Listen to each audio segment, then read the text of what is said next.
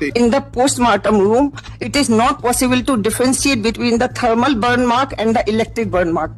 इस तस्वीर में ये जो औरत है मध्य प्रदेश उच्च न्यायालय में स्वयं अपना केस लड़ रही है।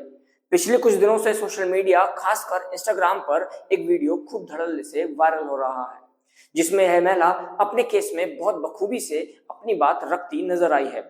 इस वीडियो को तो हम नहीं दिखा सकते क्योंकि कोर्ट की प्रोसीडिंग्स की रिकॉर्डिंग कोर्ट की परमिशन के बिना किसी भी सोशल मीडिया प्लेटफॉर्म पर नहीं दिखाया जा सकता। लोग जानकारी के अभाव में वीडियो डाल देते हैं। इस वीडियो में जज साहब महिला से कहते हैं कि आपके ऊपर यह आरोप है कि आपने अपने पति का इलेक्ट्रोक्यूशन से मर्डर कर दिया, और पोस्टमार्टम डॉक्टर ने स्पष्ट किया कि बॉडी पर इलेक्ट्रिक शॉक के भी निशान थे। इस पर महिला अपनी बात रखते हुए कहती है कि देखिए सर, इलेक्ट्रिक बर्न मार्क है या थर्मल बर्न मार्क, ये पोस्टमार्टम के दौरान स्पष्ट नहीं हो सकता। ये केवल एक उचित रासायनिक विश्लेषण के द्वारा ही स्पष्ट किया जा सकता है। डॉक्टरों ने पोस्टमार्टम ठीक से नहीं किया होगा। इस पर जज साहब महिला से पूछते हैं कि क्या आप केमिस्ट्री की प्रोफेसर हैं? तो महिला कहती है जी हाँ, मैं केमिस्ट्री की ही प्रोफेसर हूँ। महिला द्वारा अपने केस की स्वयं पैरवी करने और रसायन विज्ञान की प्रोफेसर होने के नाते कोर्ट में उनको वैज्ञानिक ज्ञान की बहस की वजह से ये वीडियो बहुत वायरल हो गया, जिसे अब तक लाखों लोग देख चुके हैं।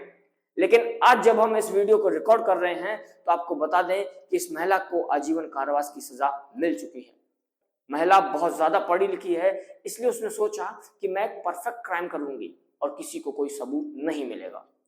लेकिन इस सब के बावजूद इस महिला की कोई भी दलील नहीं चली। वो सारे सबूत जो मैडम ने जज साहब के सामने पेश किए थे, वो सभी मैडम पर खुद ही भारी पड़ गए। असल में क्या है पूरा मामला, आइए जानते हैं इस वीडियो में। नमस्कार, मैं हूं ऋतिक और आप देख रहे हैं मधुवाक। यह जो महिला है जिसका जिक्र हम कर रहे हैं, उसका नाम है ममता पाठक। ये मध्य प्रदेश के छतरपुर जिले की रहने वाली हैं और रसायन विज्ञान की पूर्व प्रोफेसर हैं। इनके पति डॉक्टर नीरज पाठक एक रिटायर्ड सरकारी डॉक्टर थे। अब इस कहानी की शुरुआत कुछ इस प्रकार है। दरअसल 1 मई 2021 की बात है। यह महिला सिविल लाइन थाना जिला छतरपुर में सूचना देती है और बताती है कि शायद मेरे पति को करंट लगने से मौत हो गई। अब इसके बाद पुलिस की टीम इसके घर में पहुंची। यहाँ पर छानबीन की गई और पुलिस को पहली नजर में लगता है कि शायद यह कोई हादसा है। ऊपर वाले फ्लोर पर ये लोग रहते थे। जब कमरे की छानबीन की गई तो पुलिस को एक एक्सटेंशन बोर्ड दिखता है, जिससे पुलिस को लगता है कि शायद हो ना हो रात में सोते वक्त इनका हाथ उस एक्सटेंशन बोर्ड को छुआ होगा और इन्हें करंट लगा, जिससे इनकी मौत हो गई। पुलिस इसके पति की बॉडी को कब्जे में लेकर पोस्टमार्टम के लिए भेजती है और जब पोस्टमार्टम रिपोर्ट आई तो पता लगा कि नीरज पाठक की मौत तो 2 दिन पहले ही हो चुकी। 29 अप्रैल को डेथ होती है और 1 मई को पुलिस को सूचना मिलती है। मौत 2 दिन पहले होने की बात से पुलिस को डाउट होता है कि शायद पत्नी का कोई रोल तो नहीं। अब पूरे मामले में पत्नी से तहकीकात की जाती है। पुलिस ममता से पूछती है कि क्या आपने अपने पति को मर्डर किया?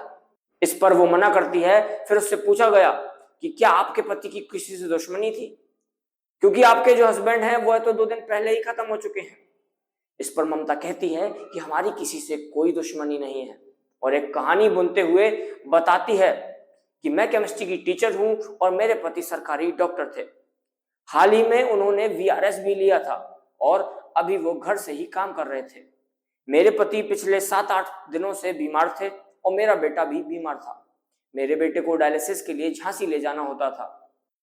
29 अप्रैल की शाम को जब मैं अपने पति से खाना की पूछने गई तो वो बोल नहीं रहे थे और अगले दिन फिर मैं अपने बेटे को लेकर झांसी चली गई और वहां से जब लौटकर 1 मई को आई तो मैंने अपने पति को देखा कि मेरे पति हिलडुल नहीं रहे। उनका जो शरीर है वो एक्टिविटी नहीं कर रहा, उसमें कोई भी जान नहीं बची। तब मैंने आपको पूरी इंफॉर्मेशन दे दी। पुलिस ने यह कहानी सुनी जरूर, लेकिन उनको यकीन नहीं हुआ कि कोई पत्नी अपने पति को बीमार अवस्था में छोड़कर क्या कहीं जा सकती है, भले उसका बेटा कितना भी बीमार हो।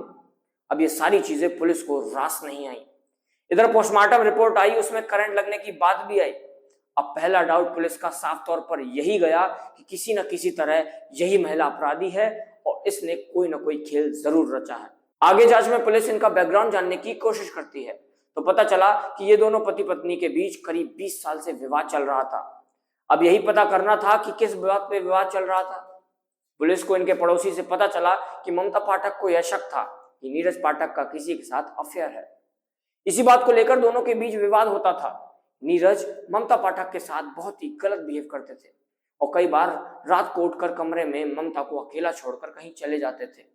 उनका फोन नहीं उठाते थे और ऐसे में ममता का जो शक है वो लगातार बढ़ने लगा कि उसके पति का किसी से अफेयर है। और एक समय तो ऐसा आया कि नीरज पाठक ममता से ठीक से सीधे मुंह बात भी नहीं करते थे। पुलिस को शक हुआ कि शायद यही मैटर हो सकता है। और आगे पुलिस जब उनकी विसरा रिपोर्ट का आकलन करती है तो उसमें पता लगा कि मौत से पहले नीरज पाठक ने नशे की दवाइयां खाई थी। इससे पुलिस का शक गहरा हो गया और पुलिस कई लोगों से पूछती है कि क्या नीरज कोई नशे की दवा लेते थे। इस पर सभी मना करते हैं।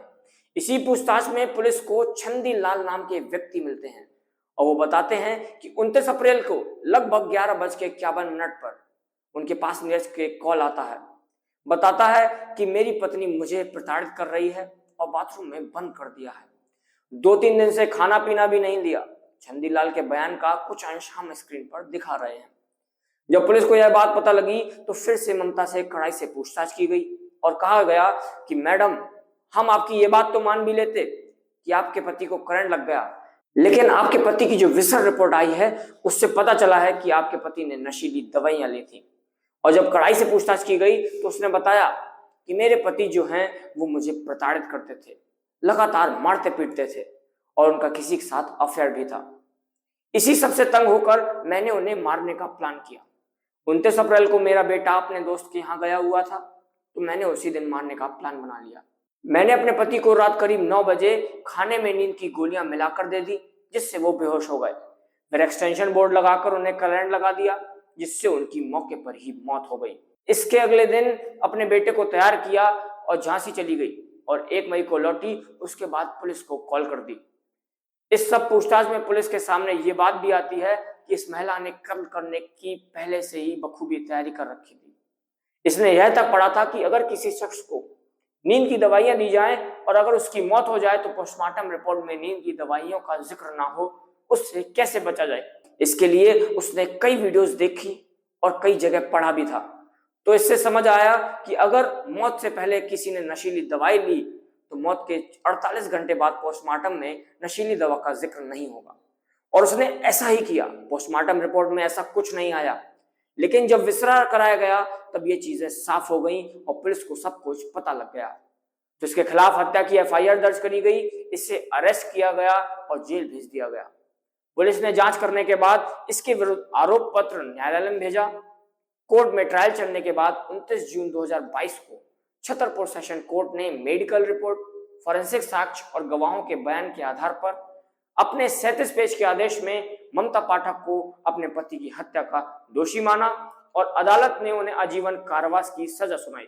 इस फैसले को ममता ने मध्य प्रदेश उच्च न्यायालय की जबलपुर पीठ में चुनौती दी, लेकिन चर्चा का विषय तब बनी जब इन्होंने उच्च न्यायालय में अपने केस की पैरवी स्वयं करने का निर्णय लिया। उनके द्वारा कोर्ट में दिया गया थर्मल और इलेक्ट्रिक बर्न का तर्क लोगों को प्रभावित करने वाला था। यह एक दुर्लभ उदाहरण था जहां एक वैज्ञानिक पृष्ठभूमि वाला व्यक्ति अपने ज्ञान का उपयोग कानूनी लड़ाई में कर रहा था।